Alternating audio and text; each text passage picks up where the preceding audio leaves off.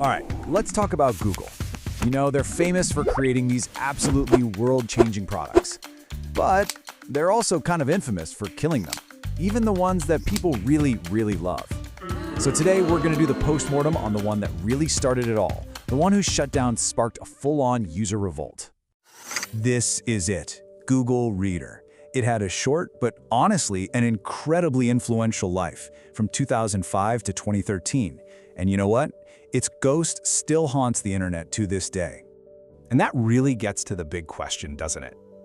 How does a company possibly kill a product that is so essential, so deeply baked into the workflow of its most passionate users, that they literally stage a revolt over it? Let's dig in. To really get the outrage, you first have to understand what we lost. I mean, this was not just another app. For so many people, this was the central hub for their entire online life. The magic, the secret sauce behind Reader, was a technology called RSS. And the idea was simple, but it was revolutionary. You'd subscribe to your favorite websites, blogs, news sites, whatever, and all their new content would just flow into one single place in perfect chronological order. Get this, no algorithms telling you what you should see, no ads interrupting your flow. It was just a pure, user-controlled stream of information. So the whole project was started by a Google engineer named Chris Wetherill. Its internal code name was Fusion, which honestly really captured the bigger vision. But Google ended up taking that name for another project, so the team had to settle for Reader.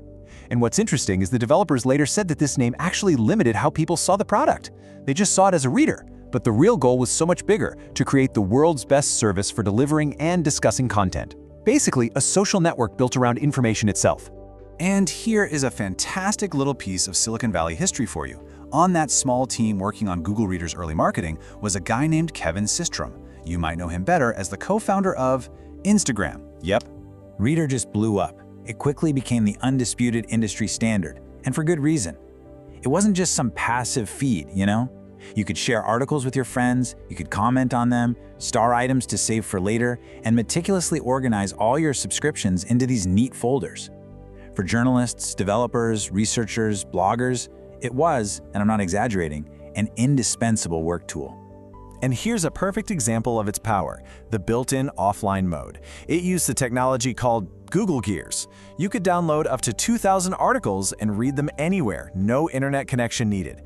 It was the ultimate control center for an entire generation of power users. Okay, so if this product was so powerful and so beloved, why on earth did Google see it as a threat? This is where the story gets really complicated, and it all boils down to the business model. Just think about it for a second. This absolutely essential tool for consuming information was completely free and had zero ads. In the Google ecosystem, that is a massive red flag. So, how was it ever supposed to make money? Well, it wasn't. In fact, a lot of people believed the entire concept of RSS was fundamentally opposed to Google's core business model.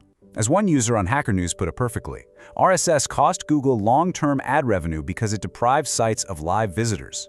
By letting you read all this content without ever clicking through to the original site, Reader was, by its very design, cannibalizing the ad business that powered the rest of the company. And you could feel that tension inside Google. The Reader team was always tiny, we're talking a maximum of just a dozen people. They even had a sign in their office that read, "Days since last threat of shutdown." And that number, it was almost always 0. They knew they were living on borrowed time. So let's look at the shutdown itself. In March 2013, Google announces the closure. Officially, they cited declining use. But the timing was really suspicious. The announcement was buried in an update post on the exact same day Pope Francis was elected. A pretty classic move to try and hide the news. The real reasons, though, were way more direct. First, Reader was reportedly on co-founder Larry Page's personal list of the 100 worst Google projects. Ouch. And second, developers had already been yanked off the project to work on the big Facebook killer, Google+. So Reader was basically just in maintenance mode, waiting for the axe to fall. So Google pulled the plug. What they did not see coming was the sheer scale and absolute fury of the backlash. This wasn't just a few complaints, it was a digital uprising. So what did Google offer as a replacement? They actually suggested that users could find similar features in Google+ and Google Now. Yeah. Meanwhile, users had a very different idea. They could export all their subscriptions, sure, but they didn't flock to other Google products. No, they fled elsewhere. The number one beneficiary of all this was a small startup called Feedly, and the numbers are just staggering. In the 48 hours after Google's announcement, Feedly gained 500,000 new users. That's 500,000 people in 2 days. By that summer, their user base had tripled, exploding from 4 million to 12 million. I mean, the scale of this migration was just immense. The founder of Feedly later estimated that they had captured about 80% of Google Reader's active user base.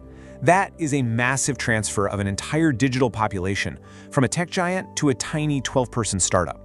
And the protest was loud, it was organized. A petition on change.org called Keep Google Reader Running got over 100,000 signatures. Someone even tried to create a petition on the White House website, though. It got taken down pretty fast for violating the rules.